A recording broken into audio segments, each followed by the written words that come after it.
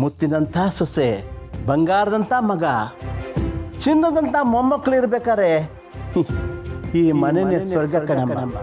ಈ ಮನೆ ನೋಡು, ನನ್ನ ಮೊಮ್ಮಕ್ಕಳು ಮದುವೆ ಆಗೋವರೆಗೂ ನಾನು ಮಾತ್ರ ಪ್ರಾಣ ಬಿಡಲ್ಲ. ಮಾವ ಪಾ ನೀನ್ ಪದೇ ಪದೇ ಅದನ್ನೇ ಹೇಳ್ಬೇಡಪ್ಪ. ನಿನ್ನೆ ತಾನೇ ನರಕ ನೋಡಿದೀವಿ. ನೀನ್ ಚೆನ್ನಾಗಿರ್ಬೇಕಪ್ಪ, ನೀನ್ ಚೆನ್ನಾಗಿರ್ತೀಯ. ತಿನ್ಕೊಡು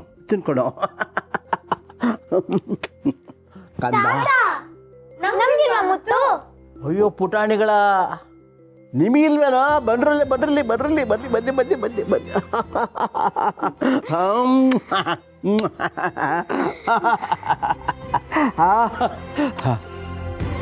ಇದೆ ಕಣಪ್ಪ, ಇದೇ ಸ್ವರ್ಗ ಅನ್ನೋದು. ವಿಶ್ವನಾಥನು ತಂದೆಯಾದರೆ ವಿಶಾಲಾಕ್ಷಿ ತಾಯಿಯಲ್ಲವೇ. ಸಿ ಉದಯಶಂಕರ್ ಅವ್ರಿಗೆ ನಮ್ಮಪ್ಪ ವಿಶ್ವನಾಥ, ಅಮ್ಮ ವಿಶಾಲಾಕ್ಷಿ ಮದುವೆ ಆಗ್ತಾರೆ ಅಂತ ಮುಂಚೆನೇ ಗೊತ್ತಿತ್ತ? ಹಾಡು ಬರ್ದ್ಬಿಟ್ಟಿದ್ರೆ what a coincidence, what a coincidence. Sir ನಮಸ್ಕಾರಪ್ಪ. ಓ ಡಾಕ್ಟ್ರೇ ನಮಸ್ಕಾರ. ಅಯ್ಯೋ ಸಾರಿ ಡಾಕ್ಟ್ರೇ, ನೆನೆ ಗಾಬರಿಯಲ್ಲಿ ನಿಮಗೆ ಫೀಸ್ ಕೊಡೋದೇ ಮರ್ತ್ಬಿಟ್ಟೆ. ಅಯ್ಯೋ ಅದನ್ನ ಇಸ್ಕೊಂಡು ಹೋಗಿ ಬೆಳಗ್ಗೆ ಬಂದ್ರ ನಾನೇ ಬರ್ತಿದ್ನಲ್ಲ ಡಾಕ್ಟ್ರೇ. ಏನು ನೀವು ನನಗೆ ಫೀಸ್ ಕೊಡೋದಾ? What nonsense. ನಾನಿನ್ನೂ ನಿಮ್ಮ ತಂದೆಯವ್ರಿಗೆ ಟ್ರೀಟ್ಮೆಂಟೇ ಮಾಡಿಲ್ವಲ್ರಿ. ಏನ್ ಡಾಕ್ಟ್ರಿ ಹೀಗೆ ಹೇಳ್ತಾ ಇದ್ದೀರಾ? ನಿನ್ನೆ ರಾತ್ರಿ ಬಂದು ನಮ್ಮ ತಂದೆ ಟ್ರೀಟ್ಮೆಂಟ್ ಕೊಟ್ಟು ನಮ್ಗೆಲ್ಲ ಬುದ್ಧಿ ಹೇಳಿ ಹೋದ್ರಲ್ಲ, ಮರ್ತ್ಬಿಟ್ರಾ? ರೀ, ನಾನು ಊರಿಂದ ಬರ್ತಿರೋದೇ ಇವತ್ತು. ಅರ್ಜೆಂಟ್ ಅಂತ ಹೇಳಿದ್ರಲ್ಲ ಅಂತ ಬರ್ತಿದ್ದ ಹಾಗೆ ಬರ್ತಾ ಇದ್ದೀನಿ. ನೀವು ನೋಡಿದ್ರೆ ನಿನ್ನೆನೆ ಬಂದು ಟ್ರೀಟ್ಮೆಂಟ್ ಕೊಟ್ಟು ಹೋಗಿದ್ದೀರಿ ಅಂತ ಹೇಳ್ತಿದ್ದೀರಲ್ಲ. ನಾನು ನಿನ್ನೆ ಬಂದೇ ಇಲ್ಲ ರೀ. ಸರ್ ನಿನ್ನೆ ರಾತ್ರಿ ನಿಜ ನೀವೇ ಸರ್ ಬಂದಿದ್ದು? ರೀ ಹೇಳ್ತಾ ಇಲ್ವೇನ್ರಿ ನಾನು ಬಂದಿದ್ದೆ ಇವಾಗ ಅಂತ?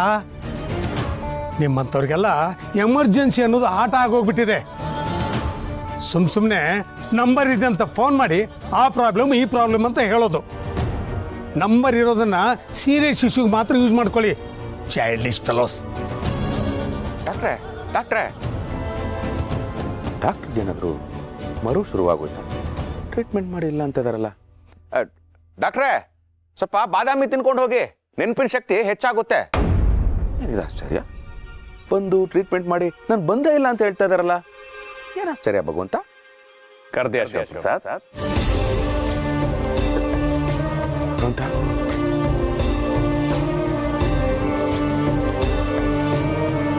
ನಂಬಿಕೆ ಬರದೇ ಇರೋ ವಿಷಯಗಳು ನಡೆದಾಗ ಆಶ್ಚರ್ಯ ಆಗುತ್ತೆ ಶಿವಪ್ರಸಾದ್. ಈ ಜಗತ್ತಲ್ಲಿ ಎಲ್ಲವೂ ಸಾಧ್ಯ ಅಂತ ನಂಬೋನಿಗೆ ಆಶ್ಚರ್ಯವೇ ಇಲ್ಲ. ನಾನು ನಂಬಿದ್ರು ಆಶ್ಚರ್ಯ ಆಗ್ತಾ ಇದೆ ಭಗವಂತ. ಅಂದ್ರೆ ಆಕ್ಚುಲಿ ನಿನ್ ಮೇಲೆ ನನಗೆ ಕೋಪ ಇತ್ತು, ಆದ್ರೆ ಈಗ ಅಪ್ಪ ಸರಿ ಹೋದ್ರಲ್ಲ, ಆ ಕೋಪ ಎಲ್ಲ ಹೊರಟೋಯ್ತು. ನೋಡು, ನಿನ್ನ ಎಷ್ಟು ಕೇಳ್ಕೊಂಡ್ರು ನೀನ್ ಕಾಪಾಡ್ಲೇ ಇಲ್ಲ. ಆದ್ರೆ ಆ ಡಾಕ್ಟರ್ ಅವ್ರು ಬಂದು ಕಾಪಾಡಿದ್ರು. ಆದ್ರೆ ಈಗ ನಾನು ಬಂದೇ ಇಲ್ಲ ಅಂತ ಹೇಳ್ತಾರೆ. ಅವ್ರು ಬಂದಿದ್ರು ಅಂತ ನಾನು ನಂಬಿದ್ದೆ.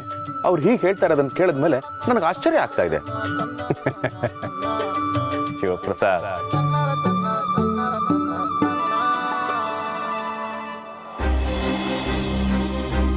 ಎಲ್ರ ಜೊತೆ ಅವ್ರು ಹೇಗೆ ವರ್ತಿಸ್ತಾರೆ ಅನ್ನೋಕ್ಕಿಂತ ಎಲ್ಲರೂ ಅವ್ರ ಜೊತೆ ಹೇಗೆ ವರ್ತಿಸ್ತೀರಿ ಅನ್ನೋದು ಬಹಳ ಮುಖ್ಯ.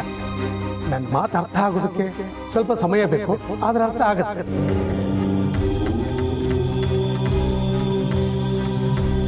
ಅಂದ್ರೆ ನೆನೆ ಡಾಕ್ಟರ್ ರೂಪದಲ್ಲಿ ಬಂದಿದ್ದು ನೀನ ಭಗವಂತ?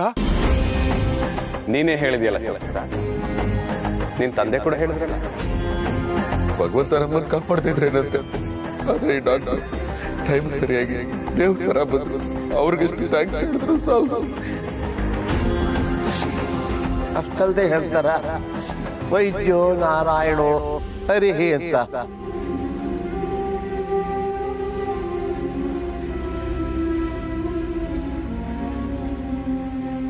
ಅಯ್ಯೋ, ನಾನೆಂತ ಪಾಪಿ, ಅನ್ಯಾಯವಾಗಿ ನಿನ್ನ ಹತ್ರನೇ ಜಗಳ ಮಾಡ್ಬಿಟ್ಟೆ. ಆದ್ರೆ ನೀನ್ ಅದು ಯಾವುದನ್ನೂ ಮನ್ಸಲ್ಲಿ ಇಟ್ಕೊಳ್ದೆ ನಮ್ಮಪ್ಪನ್ನ ಕಾಪಾಡ್ಬಿಟ್ಟೆ. ಈ ನಿನ್ನ ಉಪಕಾರನ ನಾನು ಯಾವತ್ತೂ ಮರೆಯಲ್ಲ, ಯಾವತ್ತೂ ಮರೆಯಲ್ಲ. ಶಿವಪ್ರಸಾದ್, ಉಪಕಾರನ ಮರ್ತ್ರೆ ಯಾರಿಗೂ ನಷ್ಟ ಇಲ್ಲ. ಆದ್ರೆ ದ್ವೇಷವನ್ನು, ಅಸಹನೆಯನ್ನು, ಅಸಹಿಷ್ಣುತೆಯನ್ನು, ಭೇದವನ್ನು ಇವೆಲ್ಲವನ್ನು ನೆನಪಲ್ಲಿ ಇಟ್ಕೊಂಡ್ರೆ ಎಲ್ರಿಗೂ ನಷ್ಟ. ಅಂದರೆ ಅಸಹನೆ, ಅಸಹಿಷ್ಣುತೆ, ಭೇದ ಇದೆಲ್ಲ ನಾನು ಮಾಡಿದೆ ಅನ್ನೋ ಥರ ಹೇಳ್ತಾ ಇದೆಯಲ್ಲ ಭಗವಂತ. ಇವತ್ತು ಮಾಡದೇ ಇರ್ಬೋದು ಶಿವಪ್ರಸಾದ್, ಆದ್ರೆ ಇಷ್ಟು ದಿನ ಏನ್ ಮಾಡಿದೆ? ನಿನ್ನ ತಂದೆಯ ಪ್ರತಿ ಮಾತಿಗೂ ಕೊಂಕು. ಅವರ ಆರೋಗ್ಯದ ವಿಚಾರದಲ್ಲಿ ನೀನಾಡಿರೋ ಮಾತು ಒಂದಾ ಎರಡ? ಭಗವಂತ, ನಾನು ಯಾಕಷ್ಟು ರೂಢಾಗಿ ನಡ್ಕೋತಾ ಇದ್ದೆ ಅಂತ ನಿನಗೂ ಗೊತ್ತಲ್ವಾ?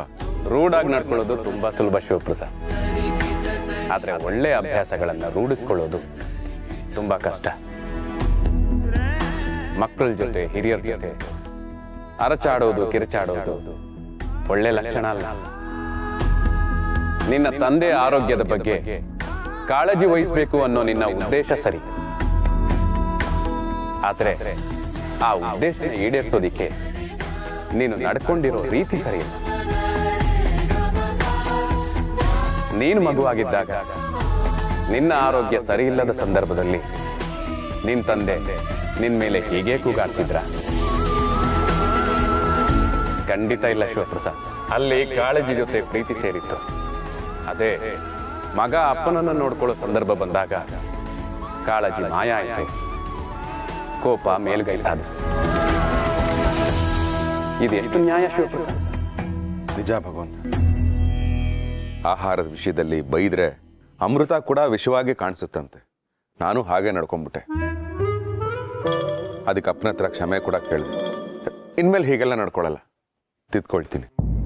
ಶಿವಪ್ರಸಾದ್, ಮನುಷ್ಯ ಹಣ ಸಂಪಾದನೆ ಮಾಡಬೇಕು ಅನ್ನೋ ಸಲುವಾಗಿ ತನ್ನ ಆರೋಗ್ಯನ ಕಳ್ಕೊತಾನೆ. ಕೆಟ್ಟಿರೋ ಆರೋಗ್ಯನ ಸರಿಪಡಿಸ್ಕೊಳ್ಳೋದಿಕ್ಕೆ ದುಡ್ದಿರೋ ಹಣನ ಕಳ್ಕೊತಾನೆ. ಈ ಹಣ ಆರೋಗ್ಯ ಎರಡೂ ಇರೋ ಸಂದರ್ಭದಲ್ಲಿ ನನಗೆ ಸಾವೇ ಬರಲ್ಲ ಅನ್ನೋ ಹಮ್ಮಲ್ಲಿ ಬಲಿತಾನೆ. ಸಾವು ಕಣ್ಮುಂದೆ ಬಂದಾಗ ನಾನು ಬದುಕೇ ಇಲ್ಲ ಅನ್ನೋ ರೀತಿ ಅಂತ್ಯ ಆಗ್ತಾನೆ. ಇಲ್ಲಿ ದೈಹಿಕ ಆರೋಗ್ಯ, ಮಾನಸಿಕ ಆರೋಗ್ಯ ಎರಡೂ ಮುಖ್ಯ. ದೇಹ ನಾಡಿಯ ಮಿಡಿತದಲ್ಲಿರಬೇಕು, ಆರೋಗ್ಯ ಹೃದಯ ಬಡಿತದಲ್ಲಿರಬೇಕು, ಮನಸ್ಸು ನಮ್ಮ ಹಿಡಿತದಲ್ಲಿರಬೇಕು ಶಿವಪ್ರಸಾದ್. ಇದೇ ನಿಜವಾದ ಆರೋಗ್ಯ. ಆಡಿಸೋನು ಅವನೇ, ಬೀಳಿಸೋನು ಅವನೇ, ಚಾಟಿ ಹಿಡಿದ ಕೈಗೆ ಜಗವೇ ಬುಗುರಿತಾನೆ. ಬಾಳೆಂದರೇನಂತ ತೋರಿಸೋಕೆ ಅಂತ ಭೂಮಿಗೆ ಬಂದ ಭಗವಂತ.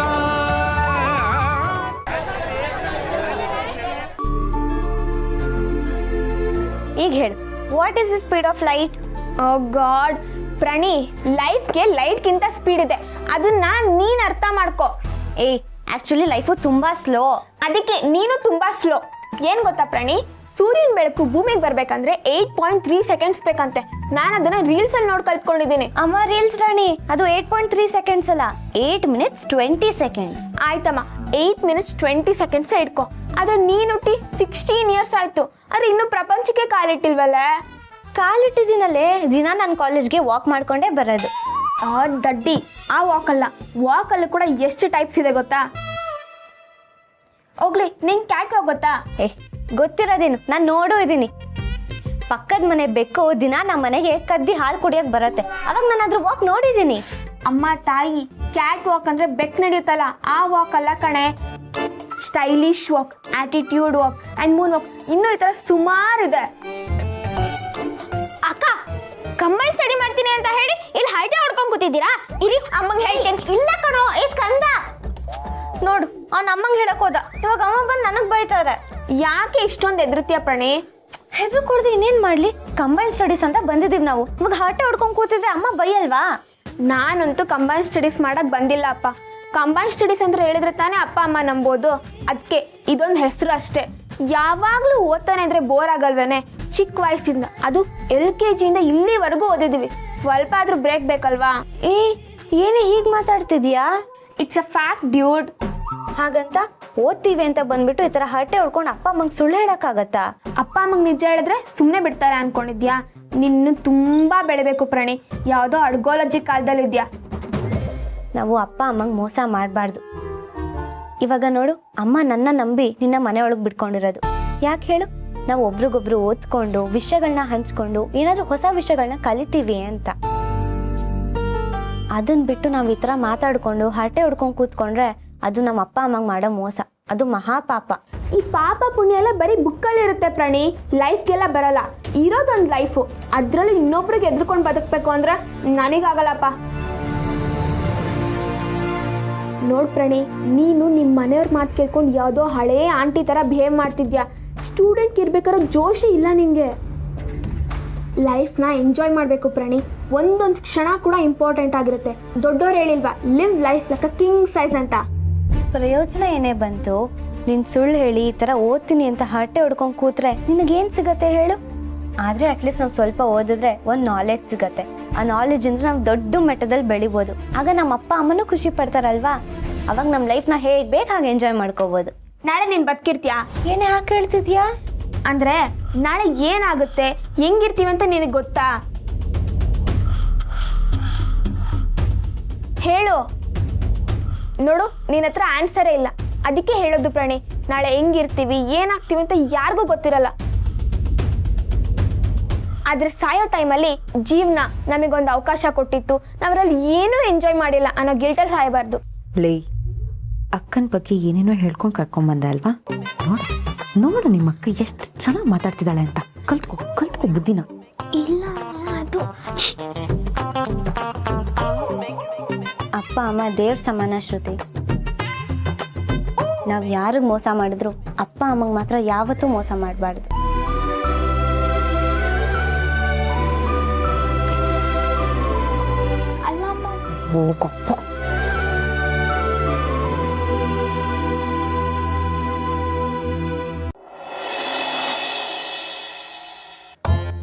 ಹೌದಾ ಗಿರಿ? ಹೌದು ರೀ, ಎಷ್ಟು ಚೆನ್ನಾಗಿ ಮಾತಾಡೋದ್ಲು ಗೊತ್ತಾ? ನೀನ್ ಕೇಳಿಸ್ಕೊಳ್ತಾ ಇರೋದನ್ನ ಅವಳು ನೋಡಿದ್ಲ? ಅಯ್ಯ, ನಾನು ಕೇಳಿಸ್ಕೊತಾ ಇದ್ದೀನಿ ಅಂತ ಅವಳು ಗೊತ್ತಾಗಿದ್ರೆ ಅವಳು ಅಷ್ಟೆಲ್ಲ ಮಾತಾಡ್ತಾ ಇಲ್ಲ. ಹಾಡುಗಳು ಮಾತಾಡ್ತಾ ಇದ್ದಿದ್ದಕ್ಕೆ ಅದವಳ ಮನ್ಸಿನ ಮಾತು ಅಂತ ನನಗೂ ಗೊತ್ತಾಗಿದ್ದು. ಗಿರಿ, ಸ್ಕೂಲಲ್ಲಿ ನಮ್ಮ PT ಮಾಸ್ಟರು ಹೇಳ್ತಾ ಇದ್ರು, ಶಿವಪ್ರಸಾದ್, ನೀನ್ ಆಸ್ತಿ ಮಾಡದೇ ಇದ್ರು ಚಿಂತೆ ಇಲ್ಲ, ಮುತ್ತಿನಂತ ಮಕ್ಕಳನ್ನ ಹೆತ್ತು ಅವ್ರಿಗೆ ಒಳ್ಳೆ ಸಂಸ್ಕಾರ ಕಲಿಸ್ಕೊಡು ಅಂತ. ನಾನೀಗ ಬರೀ ಸಂಸ್ಕಾರವಂತ ಅಷ್ಟೇ ಅಲ್ಲ, ಆಸ್ತಿವಂತ ಕೂಡ. ಹೌದು ರೀ, ಹಾಗಂತ ಆಸ್ತಿ ಮಾಡದೆ ಇರಬೇಡಿ. ಮುಂದೆ ಸಂಸ್ಕಾರ ಇರೋ ನಮ್ಮ ಮಗಳಿಗೆ ಹುಡುಗನ್ ಹುಡ್ಕೋವಾಗ ಸಂಸ್ಕಾರ ಜೊತೆ ಅಪ್ಪ ಸಂಪಾದಿಸಿರೋದು ಎಷ್ಟು ಅಂತಾನೂ ನೋಡ್ತಾರೆ. ಅದು ಸರಿ, ವರದಕ್ಷಿಣೆ ಎಲ್ಲ ಕೊಡ್ಲೇಬೇಕಲ್ವಾ? ಏನ್ ಬದಲಾದ್ರೂ ಇದು ಬದಲಾಗಲ್ಲ. ಇರ್ಲಿ, ಆಮೇಲೆ ಏನ್ ಹೇಳಿದ್ಲು? ಅದೇ ಅಪ್ಪ ಅಮ್ಮಂಗೆ ಸುಳ್ಳು ಹೇಳ್ಬಾರ್ದು, ಏನೇ ಇದ್ರೂ ಅವ್ರ ಹತ್ರ ಹಂಚ್ಕೋಬೇಕು, ಅವ್ರು ನಮ್ಮ ಮೇಲಿಟ್ಟಿರೋ ನಂಬಿಕೆಗೆ ಯಾವತ್ತೂ ಮೋಸ ಮಾಡಬಾರ್ದು ಅಂತೆಲ್ಲ ಹೇಳಿದ್ಲು ರೀ. ನನ್ಗಂತೂ ಎಷ್ಟು ಖುಷಿ ಆಯ್ತು ಗೊತ್ತಾ? ಆಗ್ಬೇಕು, ಎಷ್ಟೇ ಆಗ್ಲಿ ಯಾರ ಮಗಳವಳು? ಈ ಶಿವಪ್ರಸಾದ್ ಮಗಳು, ಡಾಕ್ಟರ್ ಶಿವಪ್ರಸಾದ್. ಎಲ್ಲ ನನ್ನ ಬುದ್ಧಿನೇ. ಸಾಕು ಸುಮ್ನಿರ್ರಿ, ಅವಳು ನನ್ನ ಮಗಳು, ನನ್ನ ಬುದ್ಧಿನೇ ಅವಳಿಗೆ ಬಂದಿರೋದು. ಅದಕ್ಕೆ ಇಷ್ಟು ಚಿಕ್ಕ ವಯಸ್ಸಿಗೆ ದೊಡ್ಡ ಮಾತಾಡ್ತಿರೋದು. ಹೋಗ್ಲಿ ಬಿಡು, ನಿನ್ನ ಮಗಳೇ ನಿನ್ ಬುದ್ಧಿನೇ ಬಂದಿರೋದು ಅಂತ ಒಪ್ಕೊಳ್ತೀನಿ. ಒಟ್ಟಿನಲ್ಲಿ ನಾವು ತುಂಬಾ ಪುಣ್ಯ ಮಾಡಿದ್ವಿ ಇಂಥ ಮುತ್ತಿನಂತ ಮಕ್ಕಳನ್ನ ಪಡೆಯೋದು. ಭಗವಂತ ಎಲ್ಲಾ ತಂದೆ ತಾಯಿಗೂ ಇಂಥ ಮಗಳನ್ನೇ ಕೊಡಪ್ಪ. ಹೌದು ರೀ, ಪ್ರಾಣಿಗ್ ಮಾತ್ರ ಕೊನೆವರೆಗೂ ಇದೇ ಬುದ್ಧಿನೇ ಇರ್ಲಿ, ಅವಳ ಮೇಲೆ ಯಾವ ಕೆಟ್ಟ ದೃಷ್ಟಿನೂ ಬೀಳ್ದೇ ಇರ್ಲಿ.